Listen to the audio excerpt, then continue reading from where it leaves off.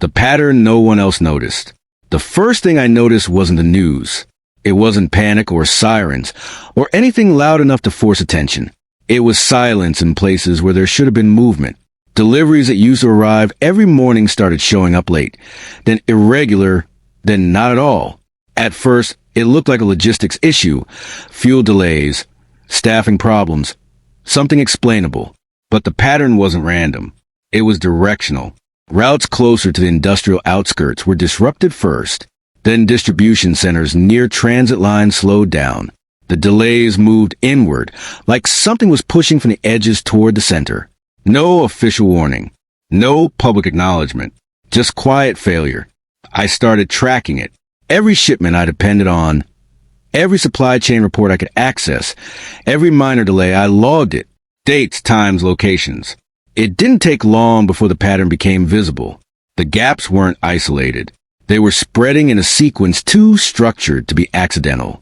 At the same time, emergency broadcasts started shifting tone. Not content, tone. The wording stayed neutral, but the frequency increased. Shorter messages, repeated instructions. Stay aware. Avoid unnecessary travel. Nothing direct, nothing alarming, but enough to suggest something was building behind the curtain. Most people ignored it. That's what people do when the system still appears functional.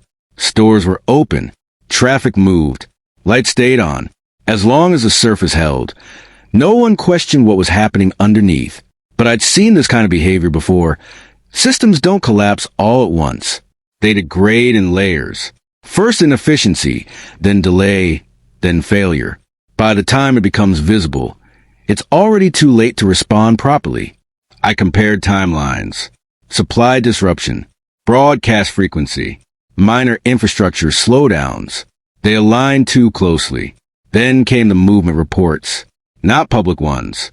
Internal logs, small notes buried in regional updates, unusual activity, isolated incidents, restricted zones. Each one dismissed as contained. Each one geographically consistent with the supply failures. That was the moment it stopped being coincidence. Whatever was happening, it wasn't sudden. It was already in motion. I mapped everything across a grid. The pattern formed faster than I expected. Not random outbreaks.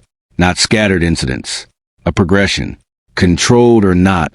Something was advancing, and it was doing so in a way that suggested it wasn't being stopped. The distance between points gave me something more important than confirmation. It gave me time. If the progression continued at the same rate, I estimated a window. Not exact, but close enough to act on. 14 days before the disruption reached my area. Maybe less if containment failed. Maybe more if something slowed it down. But not enough to wait. That was the part no one else seemed willing to accept. There was still normalcy. People were still making plans weeks ahead, assuming continuity. They trusted the absence of panic more than the presence of warning signs. I didn't, because the system wasn't stabilizing. It was adapting, quietly, subtly, in ways that delayed visible collapse but didn't prevent it. I tested one more variable before committing: fuel availability. If supply chains were degrading, fuel would be one of the first controlled resources. I checked distribution records, cross-referenced with delivery delays. Sure enough, allocations had shifted, not publicly announced, but internally redirected. Prioritized zones were receiving more. Others were getting less. My area wasn't on the priority list. That confirmed it. Resources were already being managed for something larger, not preparation for possibility, response to reality. I stopped looking for confirmation after that, because by then, the pattern wasn't something I was trying to prove anymore.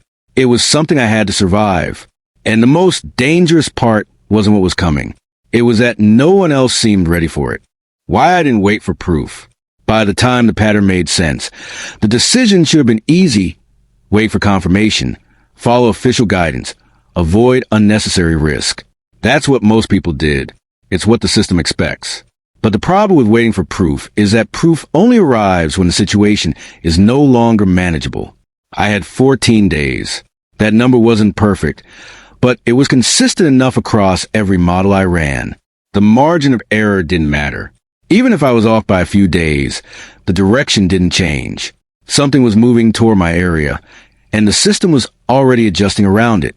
Still, acting early came with its own cost. I wasn't just stepping out of routine. I was stepping out of alignment with everything around me.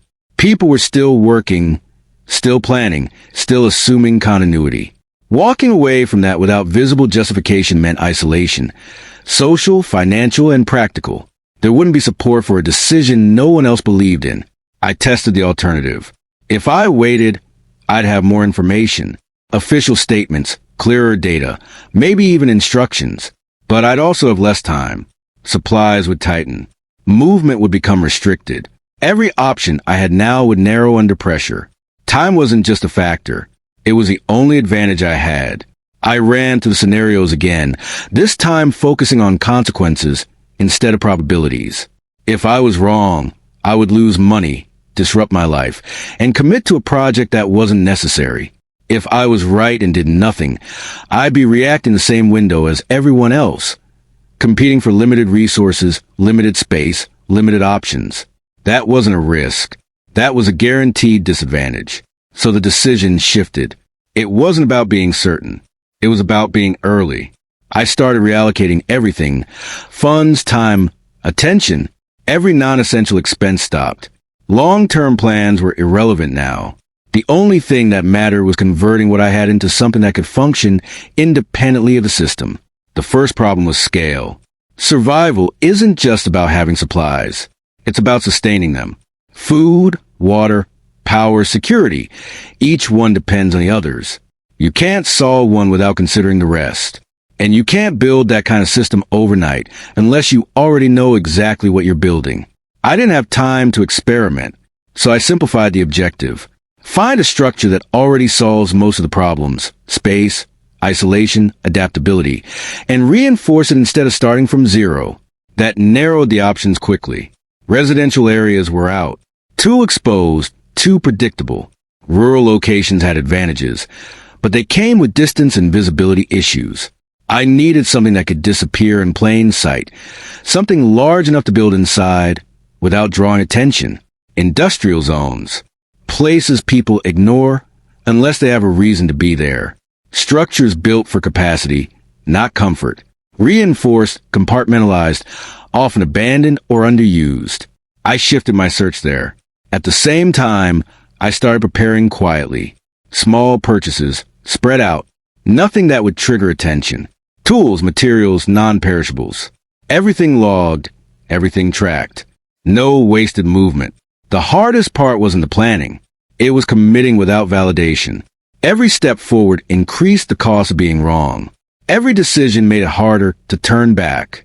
And without external confirmation, the only thing I could rely on was a pattern and my interpretation of it. That's where most people hesitate. They wait for certainty because uncertainty feels like risk. But what they don't see is that waiting shifts the risk. It doesn't remove it. It just concentrates it into a smaller window where decisions become reactions instead of strategies.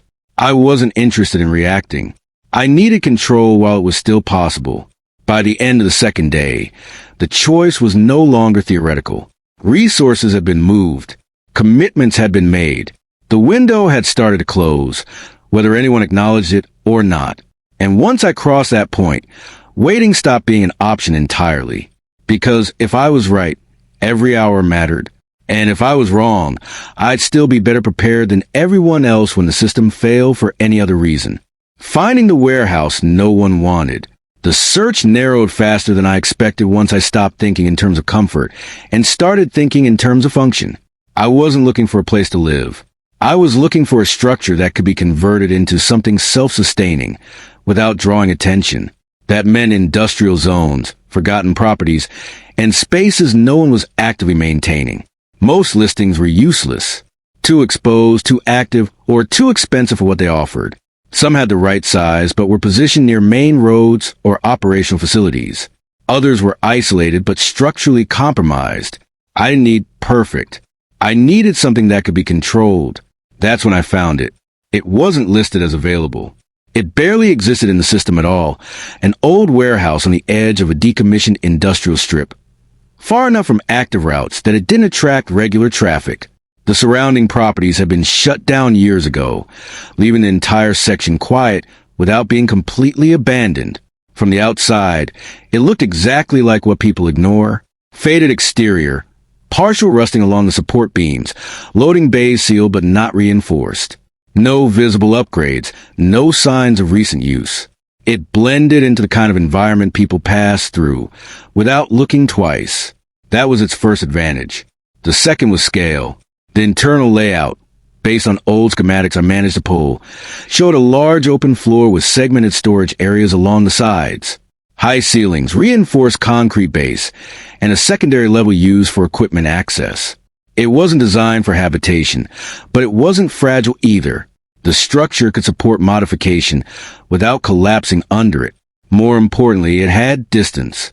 Not isolation in the sense of being unreachable, but separation from anything that would matter during early disruption. No nearby residential clusters. No active businesses. No reason for people to move through that area unless they already knew it existed. That reduced variables. I did a physical check the same day. Timing mattered. I went during hours when movement in nearby zones was low enough to avoid attention, but not so empty that my presence would stand out. From the outside, nothing had changed since the last recorded image. No new locks, no signs of occupancy. The main entrance was secured, but not properly.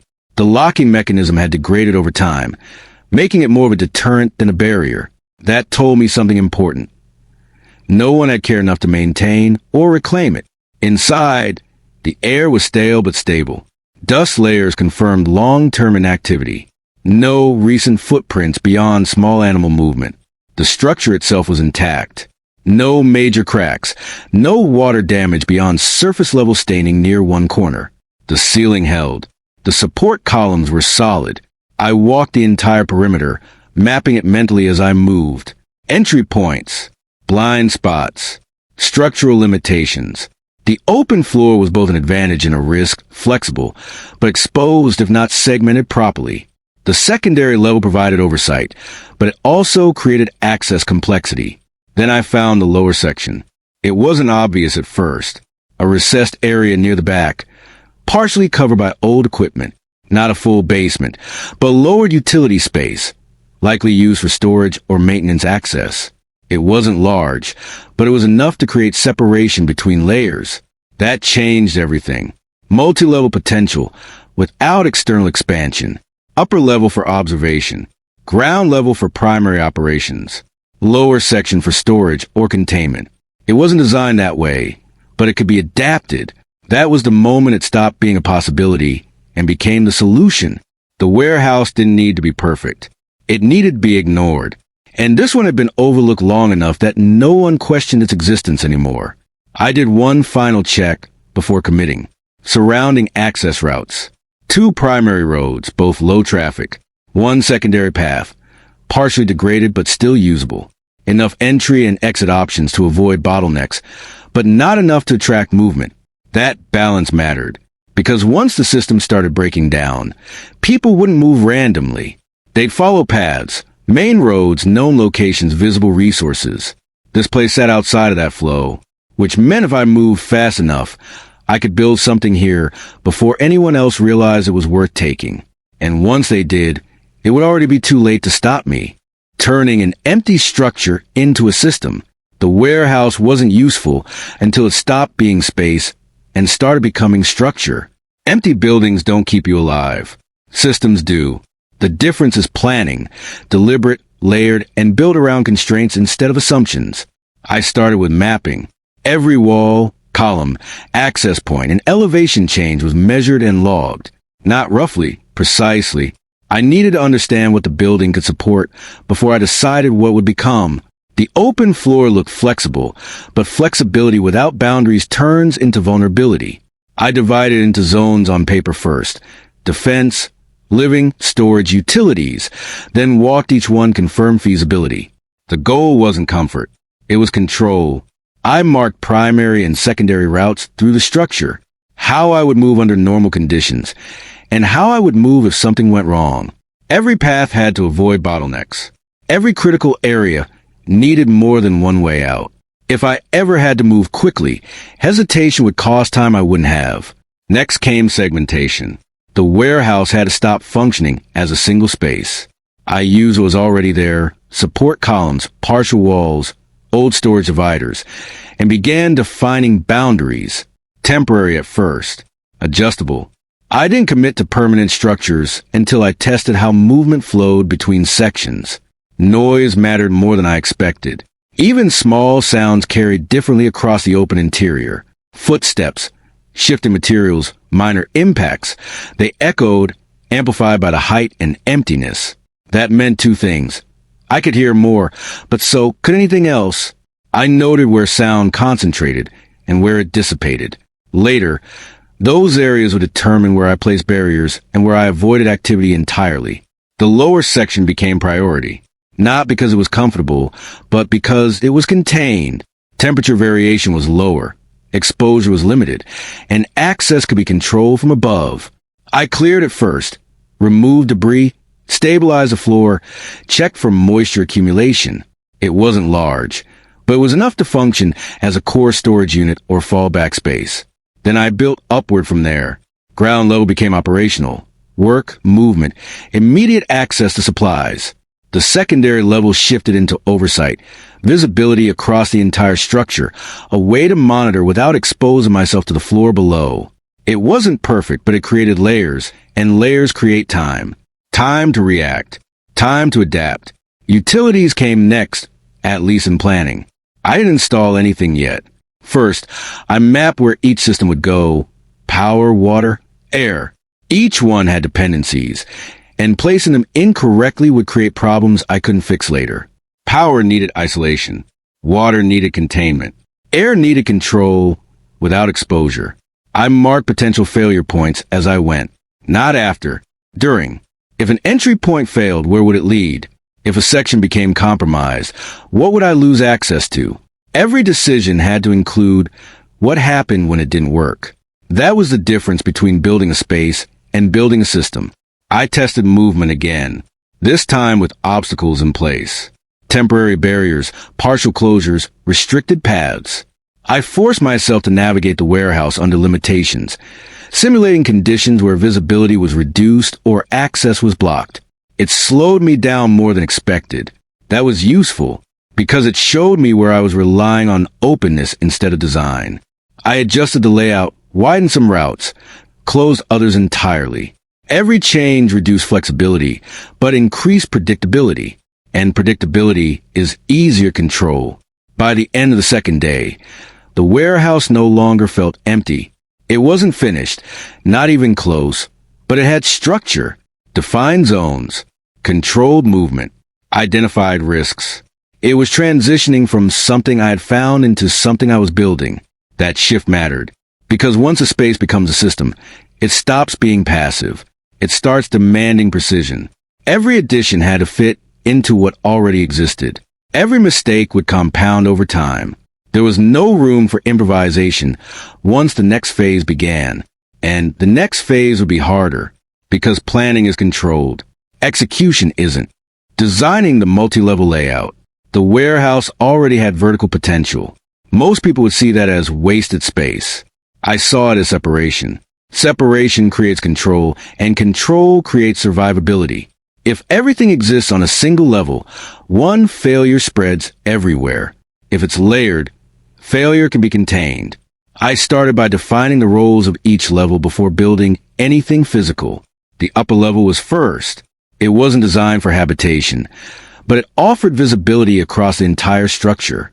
From there, I could monitor movement on the ground floor without exposing myself. That made it ideal for observation and early warning. I reinforced key positions along the railing, marking angles of sight, blind spot, and areas that needed coverage. It wouldn't stop anything, but it would give me time to see it coming. The ground level became the operational core. Everything that required regular access had to be here. Tools, work areas, immediate supplies. But it couldn't stay open. I divided it into controlled sections, using barriers to create directional flow. Movement had to be intentional. No wandering, no unnecessary exposure.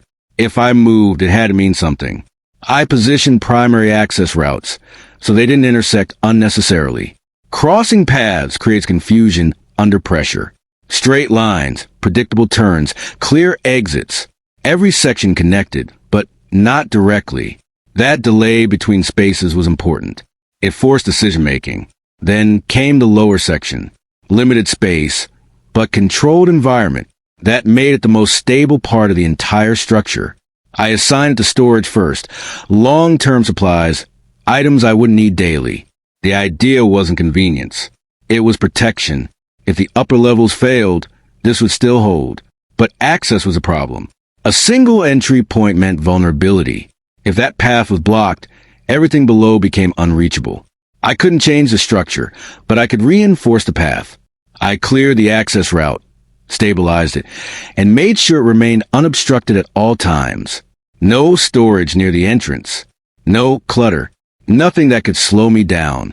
Next, I created vertical dependency rules. Each level had to function independently for a limited time. Not permanently, but long enough to adapt if another level was compromised. That meant distributing resources carefully. Not everything in one place. Some supplies stayed on the ground level. Critical items were duplicated in smaller quantities above. The lower section held reserves, not essentials. It was a balance between efficiency and redundancy. Too much separation, and I'd waste time moving between levels. Too little, and a single failure would take everything. I tested the layout physically. Moving between levels under different conditions, normal pace, restricted movement, limited visibility. It exposed weaknesses quickly. The transition points were the problem. Moving up or down force exposure. It slowed everything. So I adjusted. I reduced unnecessary trips between levels. Assigned clear roles. If I was on one level, I stayed there unless movement was required. That minimized risk and kept the system predictable. Then I considered containment. If something reached the ground level, could I isolate it? If the upper level was compromised, could I avoid it entirely?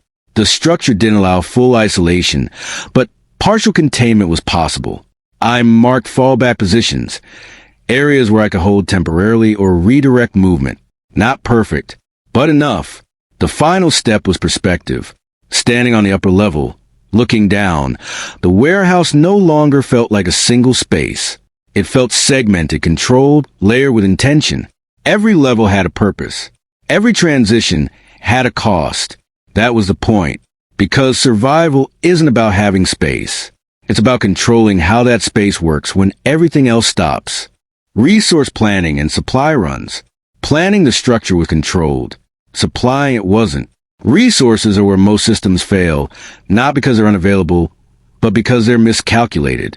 Too much of one thing, not enough of another, or worse, no plan for when they run out. I started with consumption, not storage. Food first. I calculated baseline intake at 1,800 calories per day, enough to function without wasting supply. At 14 days minimum, I needed 25,200 calories just to bridge the initial window. But that wasn't the goal. The goal was sustainability beyond that window. So I extended it. 30 days, 60, 90. Each increased multiplied complexity. Storage space, preservation, rotation. Dry goods were priority. Rice, beans, sealed rations. Long shelf life. Predictable usage. No dependence on refrigeration. Water was next. More critical, less forgiving. Minimum 3 liters per day. That meant 90 liters per month. Storage alone wasn't enough. I needed filtration, redundancy, and containment. I sourced containers first, then filtration units, then backup methods. Boiling if necessary, but that required fuel, which led to power. Fuel wasn't just for electricity. It was for heat, sterilization, contingency. But fuel degrades. Storage conditions matter. I couldn't rely on long-term reserves without rotation, and rotation required access to supply chains I didn't trust. So I limited dependency. Power would support, not sustain. Essential systems only. Lighting, minimal equipment, nothing excessive. I mapped usage down to hours per day, calculating burn rate against stored fuel. The margin was narrow, but predictable. Then came tools. not just for construction, but maintenance. Systems don't stay stable without intervention. Filters clog, structures shift, small failures accumulate. I needed tools to fix problems before they became critical. Basic, reliable, no reliance on external support. Every item had to justify its presence. Space wasn't infinite. Weight mattered. Movement mattered. If I couldn't carry it, store it, or replace it, it wasn't worth keeping. Acquisition had to be controlled. Large purchases attract attention. Patterns get noticed. So I broke everything down into smaller runs. Different locations, different times, no repetition. Nothing that would stand out if someone looked back at the data. It slowed the process. But speed without discretion creates exposure. I tracked everything. Inventory logs, usage estimates, storage locations. Not mentally, physically recorded. Memory fails under stress. Systems don't. If I needed to know what I had, where it was, and how long it would last, I couldn't rely on guesswork. The first problem showed up earlier than expected. Transportation. Moving supplies to the warehouse without drawing attention required timing and variation. Too much movement in one direction creates a pattern. Too little slows progress. I adjusted routes constantly, avoiding predictability. It worked, but it wasn't efficient. Efficiency had to be sacrificed for security. Then came the second problem. Volume. The warehouse could hold more than I could realistically fill in the time I had. That forced prioritization. I focused on essentials first. Food, water, basic tools.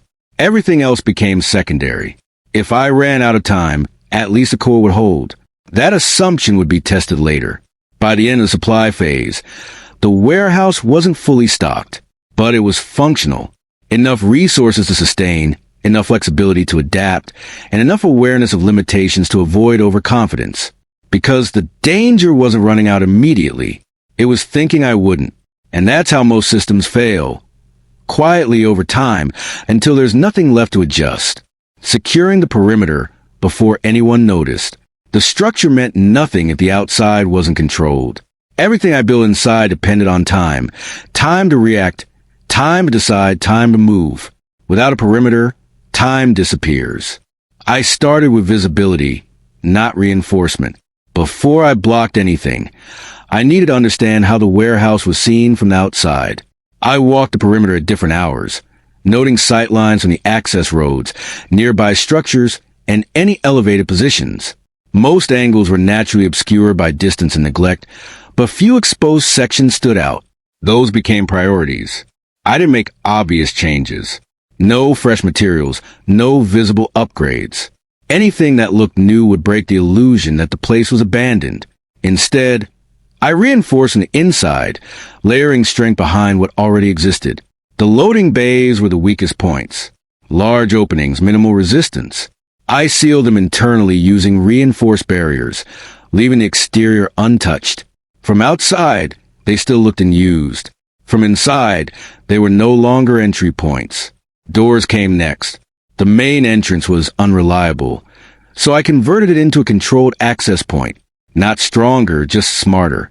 I added internal locking mechanisms, silent, mechanical, nothing that required power.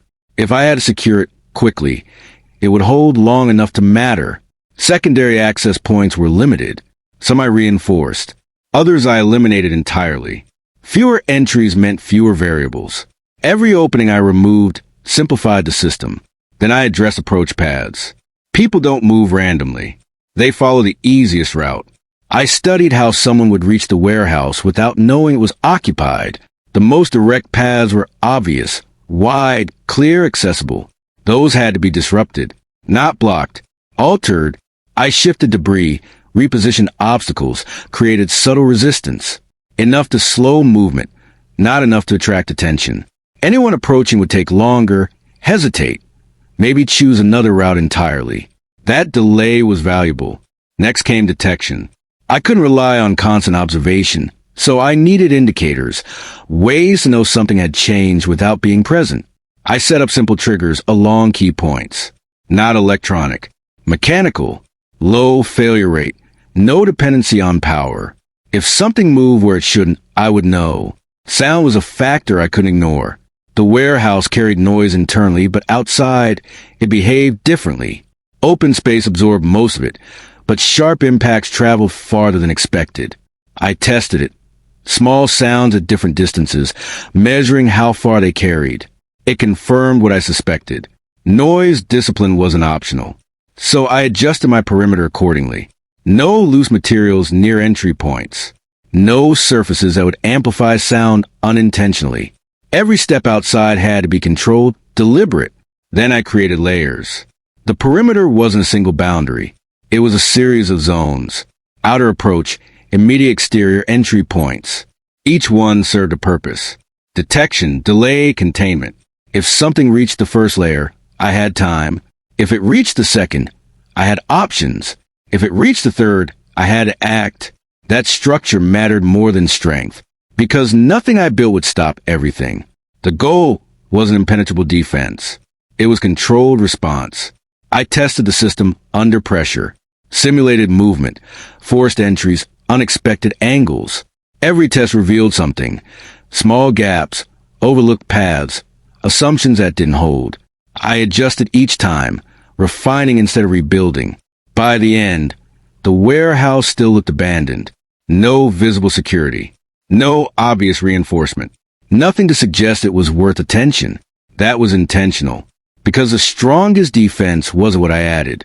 It was what I prevented others from noticing. Power, water, and air, the invisible dependencies. The structure was stable. The perimeter was controlled. But none of that mattered if the systems I couldn't see failed first. Power, water, and air weren't optional. They were dependencies. And dependencies are where control starts to break. I began with power, not because it was most important, but because it was easiest to quantify. Every device I planned to run had a cost. Lights, tools, filtration units. Each one added load. I calculated total consumption per day, then reduced it. Anything non-essential was removed before it ever became part of the system. Power wasn't there to maintain comfort. It existed to support survival. The generator was a core, but I never treated it as permanent.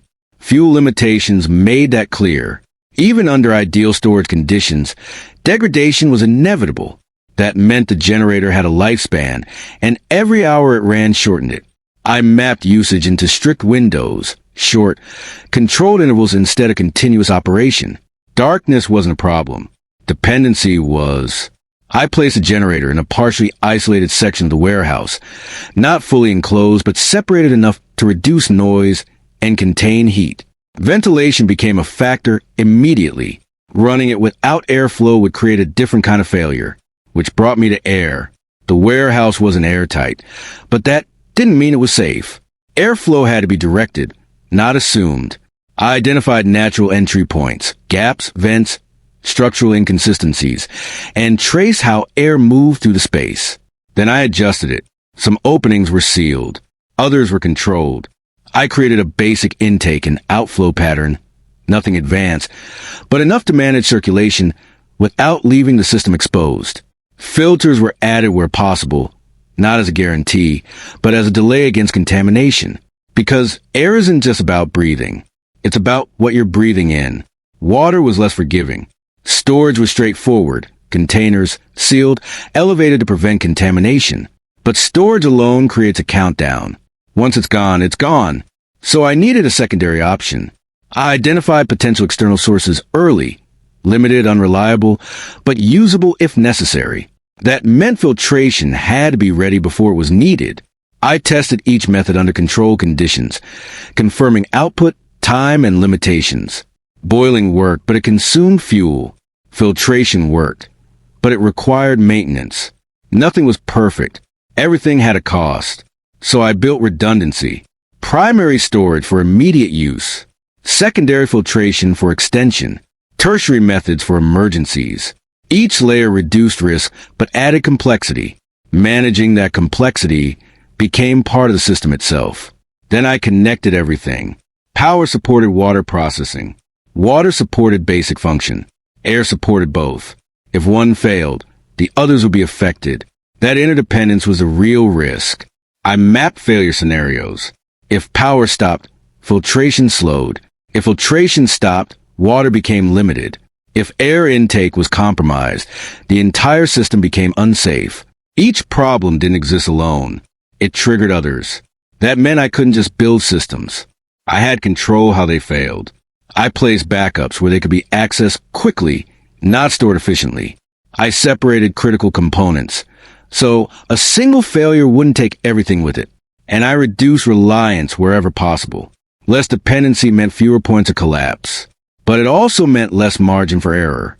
I tested each system under strain. Short power cycles, restricted airflow, limited water usage.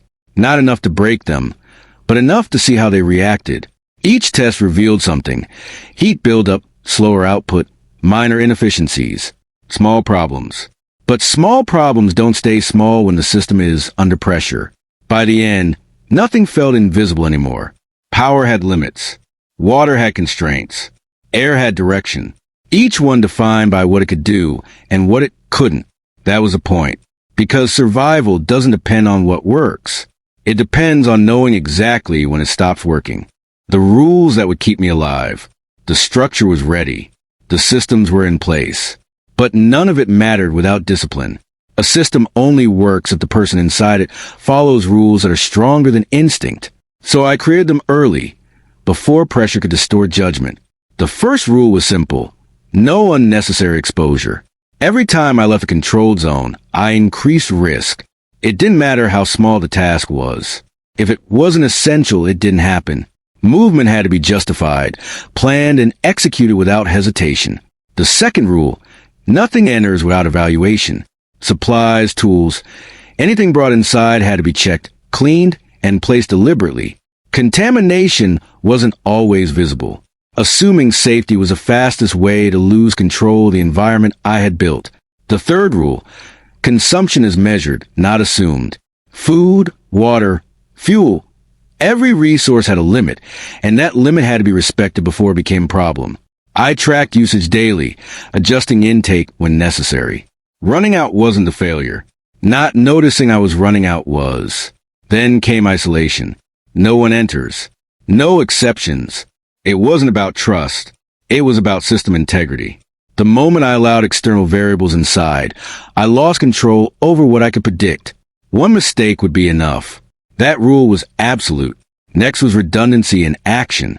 If a system failed, I didn't improvise. I followed predefined alternatives. Power loss triggered reduced usage. Water issues shifted to backup filtration. Every response was decided in advance, so I wouldn't waste time thinking when time mattered most. I also enforced silence. Not complete silence, but controlled noise. Every action had to be intentional. Dropping tools, unnecessary movement, anything that created sound without purpose. It wasn't allowed. Noise reveals presence, and presence attracts attention. Then I added a rule most people wouldn't. Routine. Not comfort-based routine, but operational consistency. I performed checks at the same intervals. Systems, supplies, perimeter. Not because nothing had changed, but because something always could. Routine turned uncertainty into observation. If something was different, I would notice. And finally, the most important rule. Assume failure. Not as fear, but as expectation. Every system, every plan, every decision, I treated it as temporary. That mindset forced me to stay aware of weaknesses instead of trusting stability, because stability doesn't last. I tested the rules against real conditions, moved through the warehouse under restriction, limited myself deliberately, forced decisions within the boundaries I had created. It wasn't comfortable. It slowed me down, but that was the point. Speed without control leads to mistakes, and mistakes don't stay isolated. By the time I finished, the rules weren't optional anymore. They weren't guidelines. They were part of the system, just like the walls, the barriers, the layout. Because survival isn't about what you build. It's about what you refuse to break when everything else starts falling apart. The first sign I was right. The confirmation didn't arrive all at once. It came in fragments, small disconnected pieces that only made sense because I'd already seen the pattern. If I hadn't been looking for it, I would have missed it entirely. The first sign was a network, not a full outage. That would have been obvious. Instead, it slowed. Messages delayed. Data took longer to update. Systems that used to respond instantly began to lag just enough to be noticeable if you were paying attention. Most people weren't. Then came the broadcasts. Still controlled, still measured, but different. The tone shifted again. Less reassurance, more instruction. Phrases repeated more frequently. Remain indoors. Avoid unnecessary contact. Still no direct explanation, but the gap between what was being said and what was happening started to widen. That gap confirmed everything. I checked the supply logs one more time. What had been irregular before was now inconsistent. Entire routes stopped reporting. Not delayed, absent. Distribution centers closer to the outer zones had gone silent. No updates, no corrections, nothing to suggest recovery. It wasn't disruption anymore. It was loss. Then I heard it. Not close, not immediate, but distinct enough to register. A series of sharp sounds carried across distance. Metal impact. Something structural under stress. It echoed differently than normal industrial noise. Less controlled, less predictable. I stopped moving. Listen again. Nothing. That was worse. Because isolated noise meant something had happened, not something ongoing. A single event, not a process. And if it was close enough to reach me, it was closer than I had calculated. I moved to the upper level. From there, the view extended just far enough to catch movement along one of the outer access roads. Not traffic. Something slower, irregular. I focused, trying to find it without exposing myself. It wasn't coordinated. No vehicles, no clear direction. Just scattered motion, inconsistent pacing. Too far to identify clearly, but wrong enough to confirm. The progression had reached the edge. Faster than expected. I pulled back immediately. Observation without exposure. That was the rule. Knowing something was there didn't mean I needed to see it clearly. The system wasn't built for curiosity. It was built for survival. Back on the ground level, I ran through the systems. Power, stable. Water, contained. Airflow, unchanged. Nothing inside had shifted yet. That contrast was sharp. Outside, instability. Inside, control. For now, I checked the perimeter indicators. One of them had triggered. Not a full breach. Just movement where there shouldn't have been any. The outer layer had been disturbed. That meant something had reached the first boundary. Earlier than planned. I adjusted immediately. Reduced activity. Limited movement to essential tasks. Noise control tightened. Every action measured against exposure risk. The system didn't need to change. My behavior did.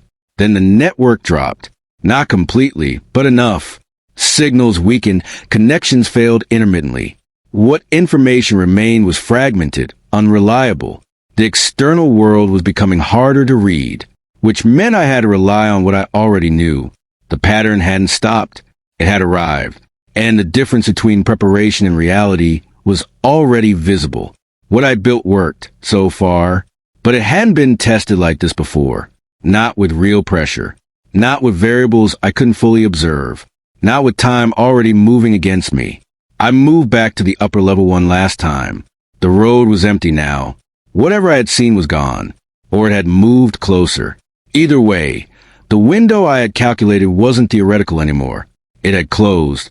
And from that point on, every decision I made wouldn't be about preparing for what was coming. It would be about surviving what had already begun. The system under real pressure. The system held. But the moment pressure became real, it stopped feeling reliable and started feeling temporary.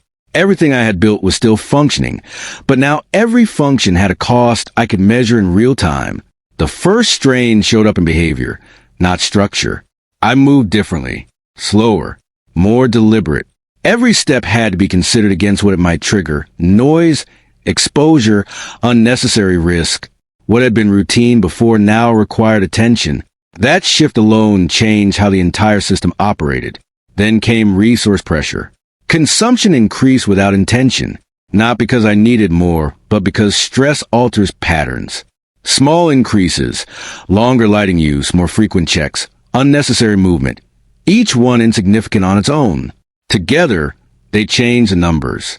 I caught it early, adjusted immediately, reduced power cycles, tightened water usage, cut Non-essential activity completely. The system didn't fail. It adapted, but only because I forced it to. The second strain came from uncertainty. Before I could predict patterns, timelines, progression. Now, information was limited. External signals were unreliable. The network provided fragments, nothing consistent enough to build on. That meant decisions had to be made without confirmation. That's where systems start to break. Not when they fail, but when the person using them stops trusting them. I avoided that. I relied on what I had already built, not what I was trying to learn. The system was designed for limited information. That was its advantage now. Then the perimeter shifted. Another trigger activated. Different location this time. Closer to a secondary access path. I had considered low risk. That assumption no longer held. Movement patterns outside were changing, and they weren't following the routes I had predicted. I adjusted the perimeter layers, restricted access points further, reevaluated approach paths, increased time between external checks to reduce exposure.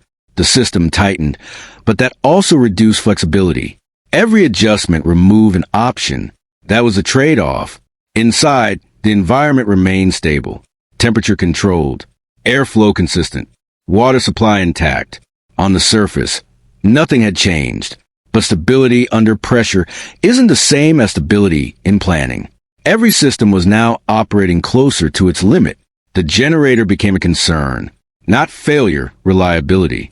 Short cycles worked, but restarting it carried risk, noise, heat dependency.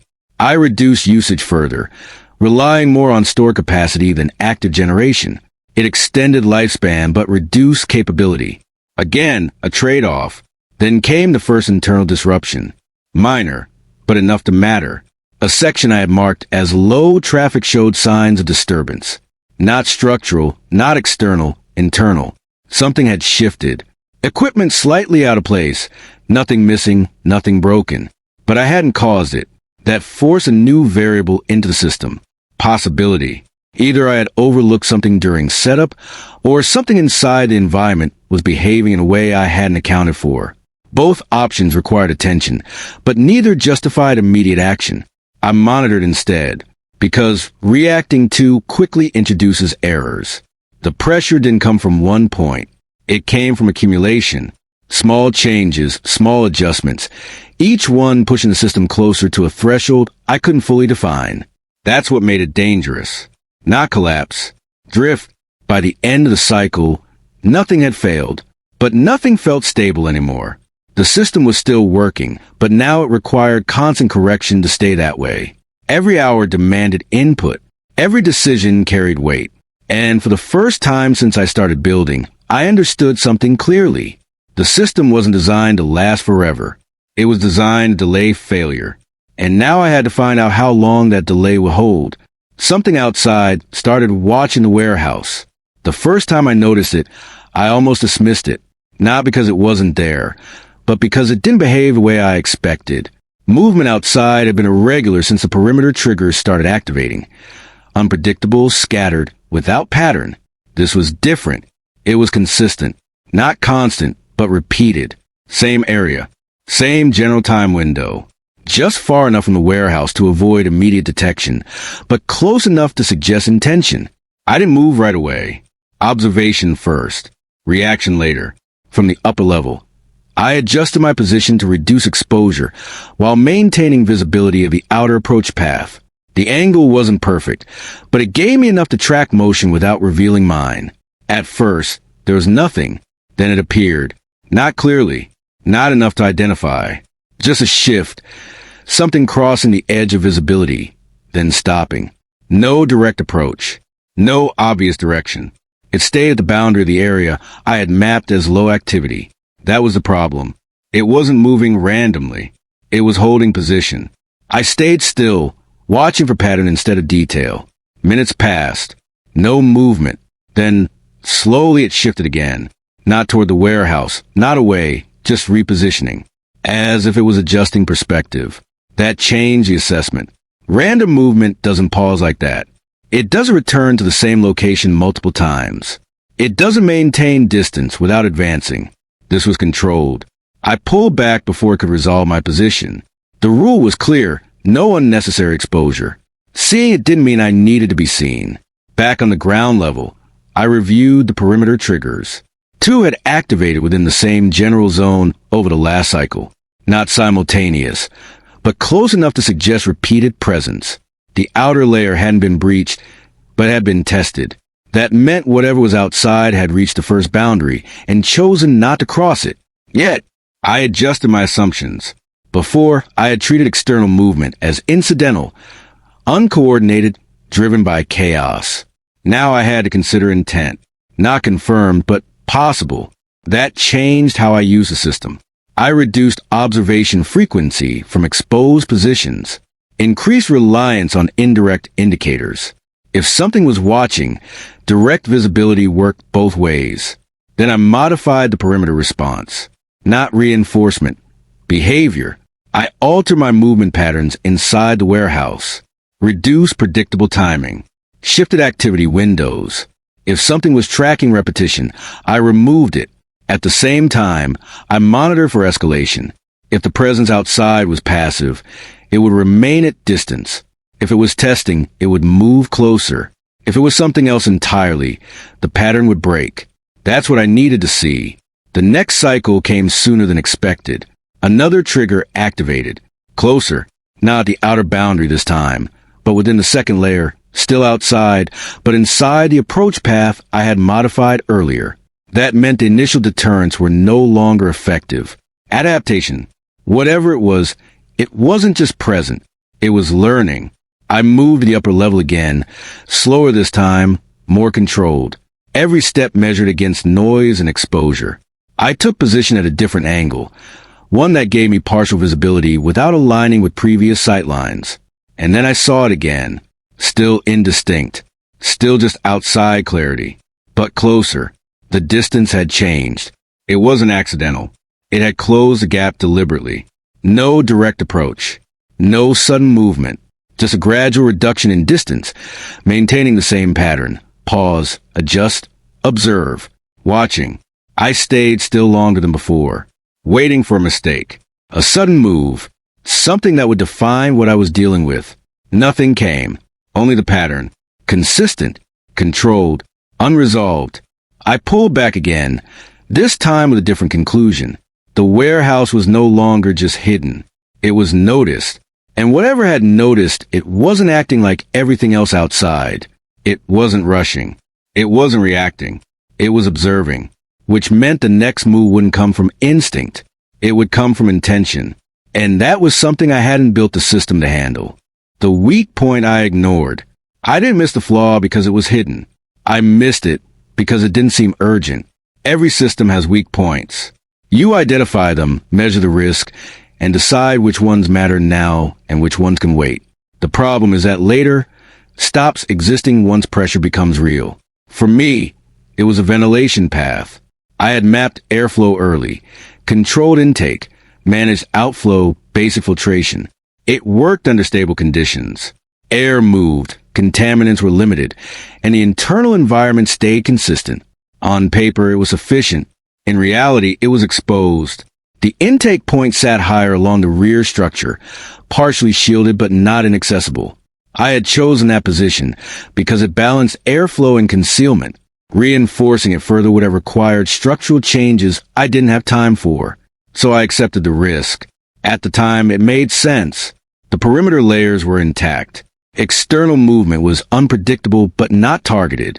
The likelihood of something reaching that exact point and knowing what to do with it felt low. That assumption didn't hold. The first sign was subtle. Airflow changed. Not completely. Not enough to trigger immediate alarm, but different. The rate slowed slightly. The direction shifted just enough to be noticeable when I ran routine checks. It could have been environmental. Temperature, pressure, minor blockage, or interference. I traced the system internally first. Filters were clean. No internal obstruction. Air channels were intact. That left only one variable, the intake itself. I didn't approach it directly. Exposure risk was too high, especially after the repeated movement outside. Instead, I monitored the pattern. If the change was random, it would fluctuate. If it was controlled, it would stabilize. It stabilized. That confirmed it. Something had altered the intake, not completely blocked, not damaged, just restricted. That was intentional. A full blockage would have forced immediate response. This didn't. It created gradual pressure, forcing me to choose when to act. That kind of interference wasn't accidental. It was measured. I adjusted airflow internally, compensating for the restriction. It worked temporarily. The system stabilized, but at reduced efficiency. Air quality held, but the margin narrowed. That bought time. But it also confirmed something worse. The weak point I had identified and ignored had been found. I ran through the implications. If the intake could be reached, the perimeter had already been bypassed at a level I hadn't detected. Not breached, but navigated. That meant whatever was outside understood the structure better than I had assumed, or it had learned. Either way, the system was no longer controlling all variables. I considered immediate action. Securing the intake from the outside would restore control, but it required exposure. Time outside, moving along the structure, noise, risk. If something was watching, and I had reason to believe it was, that move would reveal more than I could afford. The alternative was internal adaptation. Reduce reliance on external airflow. Increase filtration cycles. Limit activity to lower oxygen consumption. It wasn't sustainable long term, but it extended the window. I chose that because acting too early without full information creates new weaknesses. But waiting had its own cost. The airflow restriction didn't change after that. It stayed consistent, controlled, not worsening, not improving, just enough to remind me it was there, a constant pressure. And that's when it became clear. This wasn't about disabling the system. It was about testing it. The intake wasn't the only weak point. It was the one that had been chosen, which meant the next move wouldn't target what I had already adjusted. It would target something I hadn't. The decision that changed everything. By the time the airflow stabilized at a reduced level, the situation had already shifted from uncertainty to control. Just not mine. The system was still functioning, but it wasn't independent anymore. Something outside had found a way to influence it without forcing a direct confrontation. That changed the rules. I had two options: stay inside and adapt, or go outside and regain control. The first option was safer in the short term. I could reduce dependency on airflow, limit activity, stretch the system longer than it was designed to hold under restriction. It would work temporarily, but it meant accepting the current state, accepting that something else had access to a critical part of my system, and choosing not to challenge it. That wasn't stability. That was delay. The second option was risk, leaving the controlled environment, exposing myself to whatever had already demonstrated awareness of the structure, moving along the exterior, locating the intake, and securing it directly. It would restore airflow, restore independence, but it would also reveal me. Not just my position, but my behavior, my response pattern. The fact that I would act when pressure was applied. That information had value, and once exposed, I wouldn't be able to take it back. I didn't decide immediately. I mapped both outcomes instead. If I stayed inside, the system would hold days, maybe longer, depending on how aggressively I reduced consumption. But every day spent adapting increased the chance of another interference point being tested. If I went outside, I could fix the current problem, but I might trigger the next one sooner. Both paths led to escalation. The difference was timing. I moved to the upper level, not to observe the exterior directly, but to reevaluate the structure from above. Lines of movement, exposure points, entry and exit timing. If I was going to leave, it had to be controlled down to seconds, not minutes. No hesitation. No adjustment once committed. I planned the route in reverse, from the intake point back to the entry, where I would move, where I would pause, where I wouldn't stop under any condition. Every step defined before it happened. Then I waited, not for safety, for pattern. If something was watching, it would repeat behavior. Position, timing, movement. I needed one more cycle to confirm it. It came. The same area, the same distance, the same control movement. No direct approach, no randomness, just observation. That confirmed it. Whatever was outside wasn't reacting. It was waiting. That made the decision for me. Because waiting inside while something else dictated pressure points wasn't sustainable. It wasn't survival. It was containment. And containment fails the moment control shifts. I moved back down and prepared. Minimal gear. Nothing that would slow movement. No excess weight. Every action aligned with speed and precision. The door was already configured for silent operation. The route was clear. I paused once at the threshold, not out of hesitation, but to confirm alignment with the rules I had set earlier. No unnecessary exposure. This was necessary. Assume failure. This could fail. Control movement. There would be no second attempt. Then I opened the door, stepped into the exterior for the first time since the system had gone active. The air felt different, not because it had changed, but because I had. Every sound was sharper. Every movement carried weight. The warehouse behind me was no longer just a structure. It was something I could lose. I moved along the path exactly as planned. No deviation. No adjustment. The intake point came into view faster than expected. And as I reached it, I saw the problem clearly for the first time. It hadn't been blocked randomly.